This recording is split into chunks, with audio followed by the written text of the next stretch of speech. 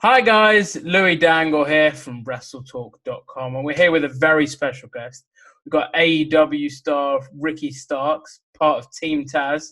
Ricky, how you doing? How you been holding up? I'm doing great, man. I've been hanging in there. I really can't complain. I could complain after the match with Darby, but after seeing the outcome and the reaction to it, I can't complain anymore. So I'm doing good. Yeah, I mean, we'll talk about that while we're here. It capped off a great couple of months feud, I guess, where you guys have, I think you've done it quite well, where you've managed to be feuding for so long, but without actually having had a one-on-one match. And that's quite scarce in wrestling, where you guys can feud for so long without actually coming to blows, which makes the match more exciting. How was that for you, getting to feud with Darby and then your match on Dynamite? Honestly, I have enjoyed every bit of it. A lot of people feel like we've wrestled before, but honestly, that was my first time ever wrestling Darby. Even in the independents, that we never crossed paths. So I was very proud of it, enjoyed it. I think for the simple fact that the cards was not meant to be how they laid out. And there wasn't, it wasn't ever supposed to be this drawn out or this path that we take in between him and I. So I think taking that and dealing with it myself and making it as big and as important as it has been between me and him has been super. Dude, it's great. It's a testament to how people have gotten so used to how things are in wrestling and how we can just flip it like that. And people still enjoy it. And so, yeah, I think that's the proof is in the pudding there. And especially having the match too, and then seeing the reaction to it was even better. So, yeah, dude, I would gladly do that again, of course. But I think that was more of an introduction, if I don't mind saying for myself, an introduction to the viewers as far as who I am and what I'm about, since I was virtually an unknown before all of this. Well, actually, speaking about introductions, your proper introduction, I guess it doesn't get bigger than that, coming in for a title match with Cody Rhodes. It's a big way to introduce you, and I guess shows the faith that the company had in you, even though you weren't signed at the time the match was booked. So for you, how was that? How was it, going into it when you got the call and saying, hey, this is what we'd like to do? And then secondly, once you actually got in the ring with Cody and got to wrestle him? Honestly, I went in, and I've said this before, I went into that match thinking it was just a one-off thing. I went into it thinking that it was a one-off thing and that I was going to make the best out of it that I could. And I'd just go on the indies and I'd raise my rate and, I would go from there. And I'll tell you, I wasn't necessarily nervous. I felt more prepared than I had been in a while, especially for not having wrestled for 5 months before that. So it's a weird feeling because it's not me not being modest or anything like that, but it's me just being genuine with my feelings and being as if I felt like I belonged there in that ring. Point blank. I felt like I belonged in that ring with Cody. Not necessarily in that we were equals, but what I'm saying is that there was no fear in my head to be in this ring with this dude because I just felt like there was other things that we were kind of matched on in that sense. So, dude, insane to have the match air and then get a call from Tony Khan and get offered something. Absolutely a crazy feeling, and I couldn't have predicted it. I don't think I ever saw this in my life trajectory as far as how things would pan out, especially during a pandemic. No way would I have ever figured that into my plans. And I guess, so I want you to kind of take me on a bit of a journey, I guess. So when you have the match and you're walking back through the entrance ramp to backstage, what's going through your head? Are you thinking, I know that you said that going into it, you were thinking, oh, this will be a one-off. But once you were finished with the match, did you think, I've put in a good enough show for myself that I think it could be an option? Sure, yeah, that was obviously the thing. It was like, well, if they like that, maybe down the line we'll figure something out. Uh, but I remember walking to the back, and I was the last to go to the back, and I was just like, wow, that was really fun. Like I felt great about it. I Yeah. felt like I felt fulfilled and I felt accomplished by that match. Uh, and the reaction from people that I knew, like I knew Lance Archer before, and I knew Sammy and things like that, and they were all very positive, so it did make me feel good. But I didn't. There was no talks at that night. There was no talks of anything. I had the match, and it was a handshake, thank you, and I went home the next day, and I just waited around. I just went home as if that was it. That was fun. That was a great experience, and then we just figure out what happens next. And I'm a big believer in things working out. Everything will work itself out, so I don't stress about anything. And that's one of those situations where I waited until Wednesday, and sure enough, I was offered something literally that day. Awesome. And then moving on from that sort of match with Cody, you obviously went on to form Team Taz with Tazz and Brian Cage. That was, again, I think, another one of the examples of wrestling fans thinking that they know everything that should happen, not being something that we'd all thought was going to happen or even speculated or, I guess, fantasy booked. And then when it did happen, everyone was like, okay, yeah, that's really cool.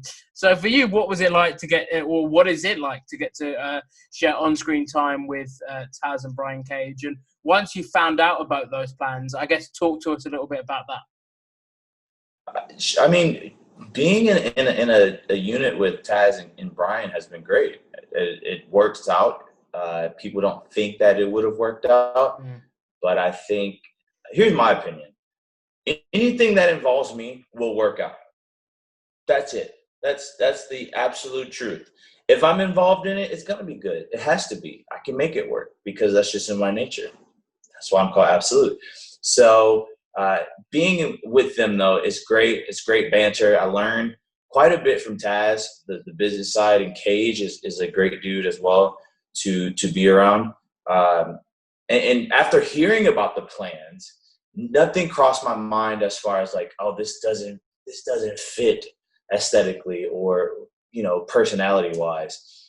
In my head, I said, this is perfect. This is a great thing. This is something that people wouldn't have expected, and this is something that you typically don't see currently on TV. I think we have our palette has been pretty bland when it comes to the stuff that we were seeing, 2, 3, 4 years ago on TV. And now we have AEW who's offering something with a little bit more flavor and variety to it. So it's been fun, obviously, and I'm thinking you enjoyed it as well as other people who are watching too. And I guess when you see two men, obviously part of a group, minds go to maybe a tag run. Would that be something that obviously interests you? I know that you guys so far have kind of been doing your own thing in singles, but together sort of as a unit on TV. And with how stacked AEW's tag division is with the likes of the Bucks, FTR, Lucha Bros, would you sort of be interested in maybe getting involved in a tag run with Brian? I like the singles run. I don't mind tagging with Brian, but I don't see going for because we're not a tag team. So in my opinion, it's hard for me to even try to contend for the tag team championships if we're not even a tag team in that sense. There's no way we would survive going up against people like FTR and the Bucks or the Lucha Bros or even the Best Friends.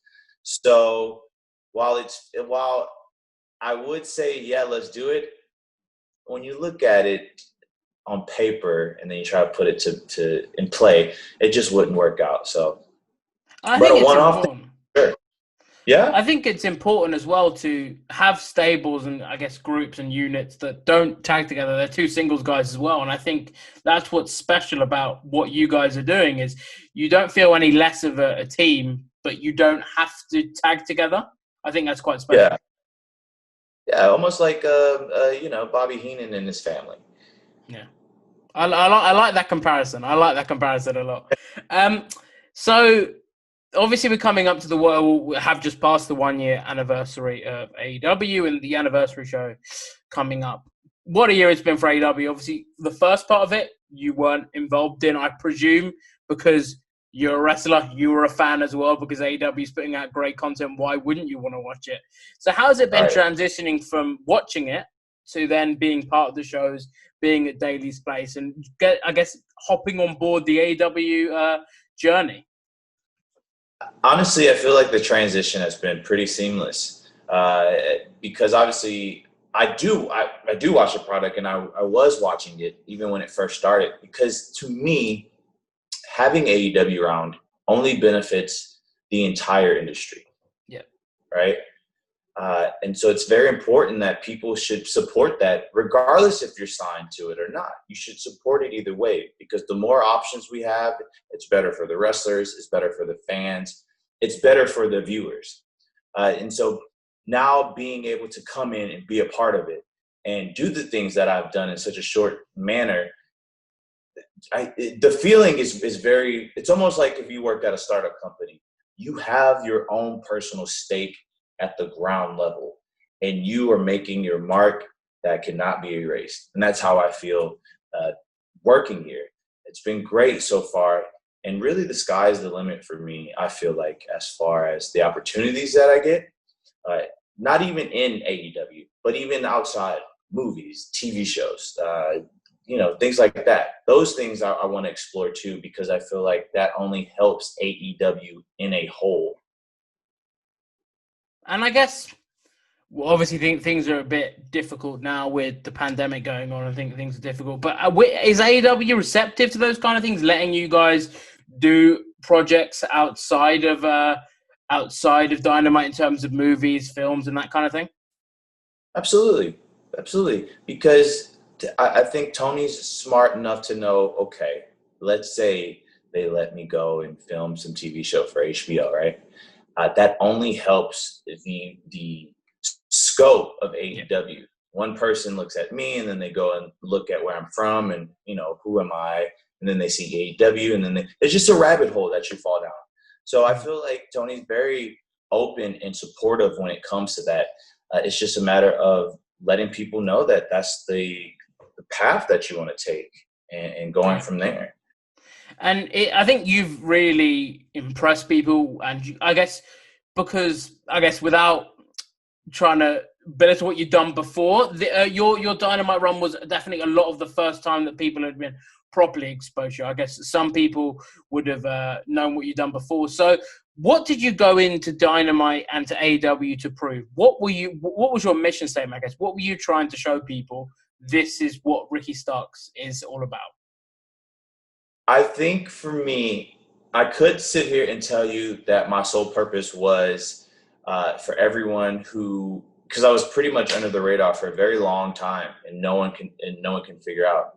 I think I could tell you that my frustration and my point of proof is through all of that. But honestly, my purpose and my whole goal is to change the perception of how wrestling is currently. I think there's a lot of disingenuous types of stuff that we see on TV, just outside of wrestling too, that people don't feel really connected to. And I think for me is I show up, you watch me, you feel connected, you feel that I'm a genuine person, you feel that I have these range of emotions, and I may act a certain way that's kind of, it contrasts to how you see me. All of that combined with the fact that I just want to make wrestling better. I want to make AEW better. I want to take AEW outside of the wrestling scope, and I want to make it bigger in pop culture. So that has been my main goal, is to do that. In all of that, though, wrapped up, you do get to know who I am.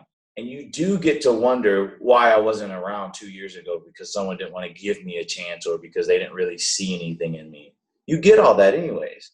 But that's not something that I'm focused on. I'm focused on the bigger picture of helping not only AEW, but my career as well, and moving on to that next level where I'm a crossover star. and I'm able to help AEW and wrestling, and I'm able to help everybody. That's awesome. And normally a question I ask people is describe yourself in one word, but for you it's going to be absolute. So there's no point me even asking that question. Of course. How about you describe AEW in one word? What if people tuning into Dynamite, tuning into one of your awesome sort of special shows, pay-per-views that you do 4 times a year, what can people expect from Dynamite and any show that AEW puts out? AEW is authentic. AEW is authentic, and yeah, it's authentic, and it's honestly, it's absolute in the sense of it hits 1,000% on every single thing. Every single thing. You watch it, it's different, it's raw. You have the characters, you have the wrestling, you have it all. You have different types of styles all in one show. It's not like watching an overproduced movie or an overproduced, web show or whatever the case. So I think that's what people like. They want something that's authentic in today's society. You don't get that. Yeah, I agree. And I think AEW, authentic, as you said, it's just authentic professional wrestling, which I think you summed it up perfectly. You've been so generous with your time, but before I let you go, Ricky, can we do some quick fire questions? Sure. Yeah, let's do it. Perfect. First one, who's your favorite wrestler of all time? Now, you know what, Lewis? You should know this one, and I shouldn't even have to answer this because I know who it is. I know who it is. Okay. It's absolutely The Undertaker. Always and forever. Okay. So, next question, favorite match. And is it one of Taker's?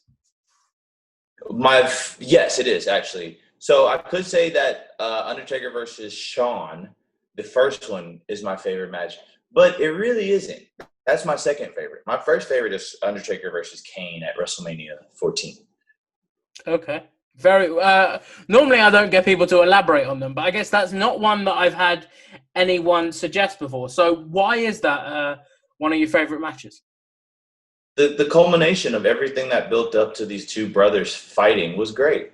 I know people are going to hear this and think, oh, well, the match itself wasn't that good. I really don't care because Taker and Kane finally wrestling for the first time, essentially, was awesome. It was absolutely awesome, especially at a WrestleMania. The entrance and the drama that followed, it was great. It's one of my favorite matches. And, of course, I love Undertaker and Shawn, too. But I don't know. I have a sweet spot for that match. Awesome. And I guess another favorite match, but this one for you, what is your favorite match? One that you've been part of, one that you walked back from or look back on and think, yeah, that was one that I'm really proud of. Oh, man. My favorite match of all time? I want to say it was it has to be me versus Cody. Yeah. Followed by me versus MJF at an independent show. Awesome. Those I think, two. yeah, the Cody one makes sense because it's how we're doing this interview right now, I guess. Right. And that's what your career's been leading up to, this interview. None of this Dynamite stuff, this interview. Another question, one that has got some mixed responses, so it'll be interesting to get one from you. What is your unpopular wrestling opinion? Something that you feel passionate about but isn't shared by the majority of people? Oh, man, that's a hard one. Something that I prefer but not everyone else prefers, huh? Yeah, or don't like, or don't like and everyone else does like. Well, it has to be, if I had to guess, I think it is, I really hate Canadian destroyers. I really do. And I don't like it just because it's overdone and it's overused. And, I think it's great to give respect to the original creator of the Canadian destroyer, which is Quiet Storm. A lot of people don't know that. Quiet Storm did it first, not Petey Williams. Petey Williams may have popularized it, but definitely Quiet Storm. So yeah, that's probably Canadian Destroyer, I'll have to say. Awesome. Great. Really appreciate that. And Ricky, thank you so much. You've been awesome during this interview. Really appreciate that. If people want to check you out, check out what you've been what you've got going on, give us the plugs. Yeah, well, you can find me on Twitter at StarkmanJones. And you can look me up on Instagram, and I'm at StarkyBaby. Those are the main two places. If you're ever bored and want to look at my face or look at my body or my matches, you'll probably find pictures on either platform. But yeah, that's where you can find me from both those. And also, too, I'm on Facebook. I'm the only Ricky Starks on there. You may not be added. You may be left in purgatory. If you do add me as a friend, but never fret, I'll get around to it eventually. But those three are where I'm most commonly found. Awesome. And obviously AEW on TNT in the States and Fight on loads of international markets. So everyone check that out because you guys have got a lot of exciting stuff coming up as we head into Full Gear. Oh, dude, you don't even know the half of it. I'm very excited, especially with the anniversary show coming up as well. Awesome, man. Thank you so much, and hope you stay safe with everything going on. Take care, man. Thank you.